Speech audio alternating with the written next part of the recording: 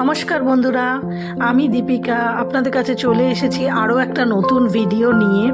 সামনেই December, 25শে December, 1 জানুয়ারি, 31 পিকনিকের আমেজ। এই রকম পিকনিকের আমেজে এরকম বিরিয়ানি করে খাওয়া জাস্ট অসাধারণ লাগবে। তো চলুন আজকে আমি আপনাদেরকে বিরিয়ানি করা দেখাবো। প্রথমে আমি দেখো এখানে হাঁড়ির মধ্যে জল গরম করতে বসিয়েছি, তারপরে কড়াইতে তেল দিয়ে গরম করে নিতে হবে। তারপরে আলুগুলোকে ছুলে কেটে রেখেছিলাম, হালকা সেদ্ধ করে নিয়েছিলাম, দিয়ে এগুলোর মধ্যে হলুদ দিয়ে ভালো করে হলুদ নুন মাখিয়ে ম্যারিনেট করে নেব। তারপরে এগুলোকে আমি ফ্রাই করব, ডিপ ফ্রাই করতে হবে।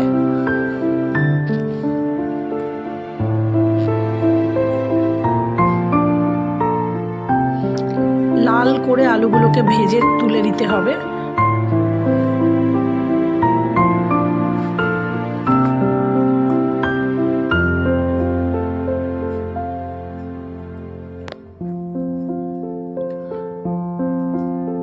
এখানে আমার জলটা গরম হয়ে গেছে হাঁড়িতে। সামান্য গরম হলেই এর মধ্যে আমি গোটা গরম মশলা দেব। গোটা গরম মশলা দেখো এখানে আমি নিয়ে নিয়েছি স্টার ফুল, এলাচ, দারচিনি, লবঙ্গ, যার আরও কিছু যদি কিছু মশলা সে দিতে চায় তাহলে দিতে পারে। আমি এখানে অল্প কিছু মশলা আমি দিয়েছিলাম, গোটা গরম মশলা। তো জলের মধ্যে এগুলো আমি দিয়ে দেব, দিয়ে এটাকে ভালো করে জলটাকে ফোটাতে হবে। ঠিক আছে, ফোটানোর পরে জলটার মধ্যে এই ইয়েগুলো গন্ধটা বেশ ভালো সুন্দর লাগবে, বিরিয়ানির গন্ধটা।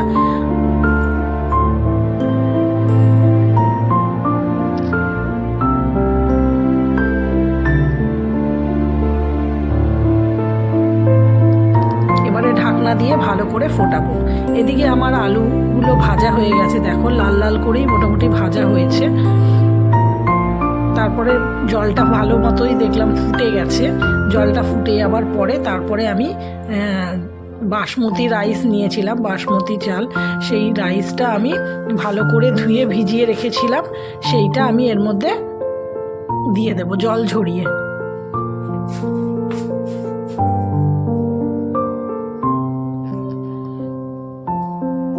এটাকে খুব বেশি আমি সেদ্ধ করব না চালটা, কারণ এই চাল বাসমতি রাইসের চালগুলো খুবই লম্বা লম্বা হয়, তাই সহজেই ভেঙে যায়। সেই জন্য আমি খুব বেশি সেদ্ধ করব না, আর ভাপেতেই এটা মোটামুটি সেদ্ধ হয়ে যায়। এদিকে আমার আলুগুলো মোটামুটি লাল করে ভাজা হয়ে গেছে, এবারে আমি তুলে নেব। আর ভাতটাও এদিকে আমার হয়ে গেছে, দেখো খুব বেশি আমি সেদ্ধ করিনি। এবারে আমি ভাতটা জল ঝরিয়ে দেব, তার মধ্যে ঠান্ডা জল মিশিয়ে তারপরে আমি একটুখানি ঝরিয়ে রেখে দেব। দিয়ে এখানে দেখো আমি গুঁড়ো দুধ নিয়েছি, আপনারা চাইলেন লিকুইড দুধও বাজারে পাওয়া যায় প্যাকেটে, সেটাও আপনারা নিতে পারেন। সেটা আমি ভালো করে গুলিয়ে নেব হালকা গরম জল করে। তার মধ্যে আমি কেশর দেব,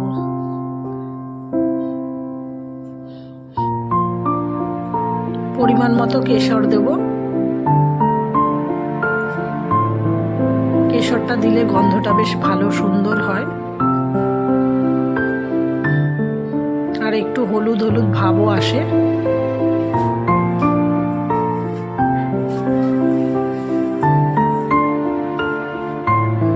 এখানে আমার কড়াই গরম, তেল গরম হয়ে গেছে। আমি পেঁয়াজগুলোকে কেটে কুচি কুচি করে কেটে রেখেছিলাম, সেগুলোকে লাল করে ডিপ ফ্রাই করে নেব। পেঁয়াজগুলোকে দিয়ে তেল ঝরিয়ে নেব ভালো করে।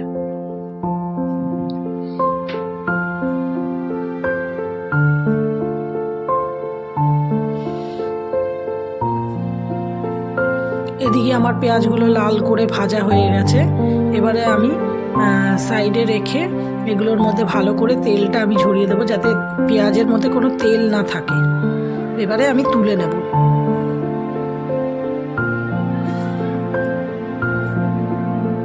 আমার ভিডিও আপনাদের কীরকম লাগছে অবশ্যই আপনারা কমেন্ট করে জানাবেন, আর ভালো লাগলে লাইক করে দেবেন, আর এইরকম সুন্দর সুন্দর ভিডিও দেখার জন্য চ্যানেলটাকে সাবস্ক্রাইব করে রাখবেন।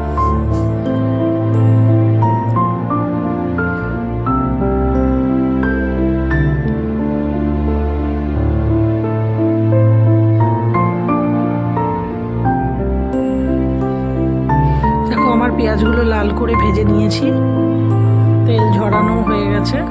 এবারে আমি একটা থালা করে এটা রেখে দেবো। তারপরে দেখো এখানে আমি কেশর ভিজিয়ে রেখেছিলাম, তার মধ্যে একটুখানি মিঠা আতর গোলাপ জল দিয়ে ভালো করে গুলে নেব। দিয়ে তারপরে হাঁড়িতে একটুখানি ভাত দেব, তার মধ্যে বেরেস্তাগুলো দিয়ে দেবো, আর আলুগুলো যে ভেজে রেখেছিলাম সেটাও আমি দিয়ে দেব। তারপরে কেওড়ার জল, যেটা আমি গোলাপ জল কেওড়ার জল যেটা দিয়ে করে রেখেছিলাম সেটা দিলাম। তারপরে বিরিয়ানি মশলা প্যাকেটে পাওয়া যায়, সেই বিরিয়ানি মশলা তার চারিদিকে ছড়িয়ে দেব। এটা আমি একটা পর স্টেপ দেওয়ার পরে তারপরে ভাত তার উপর দিয়ে আমি কভার করে দেব।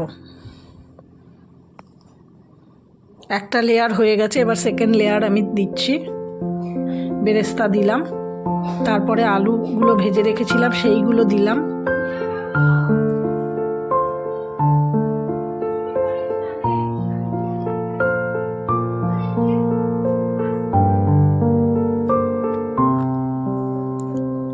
তারপরে কেওড়ার জল, যেটা দুধে গুলে রেখেছিলাম, কেশরের জল দুধ দিয়ে, সেটা আমি এর মধ্যে দিয়ে দেব, চারিদিকে ছড়িয়ে দেব।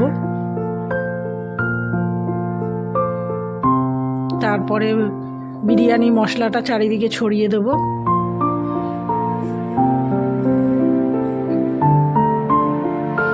একটুখানি নুন দিয়ে দেবো, একটু মিষ্টিও দিয়ে দেবো স্বাদ অনুযায়ী, সামান্য পরিমাণে একটু করে মিষ্টি দিতে থাকবো। প্রত্যেকটা লেয়ারেই একই সেম প্রসেসে আমি একটা করে লেয়ার করতে থাকবো।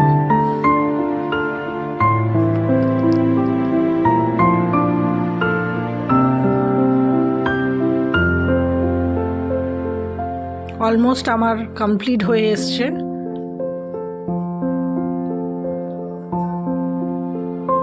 এরপরে একটা পাত্রে নুন দিয়ে জলটাকে গরম করে নেব ভালো করে, তার মধ্যে হাঁড়িটা বসিয়ে দেবো, ঢাকনা চাপা দিয়ে দেবো। আমি আর এখানে আটার লেয়ারটা দিইনি,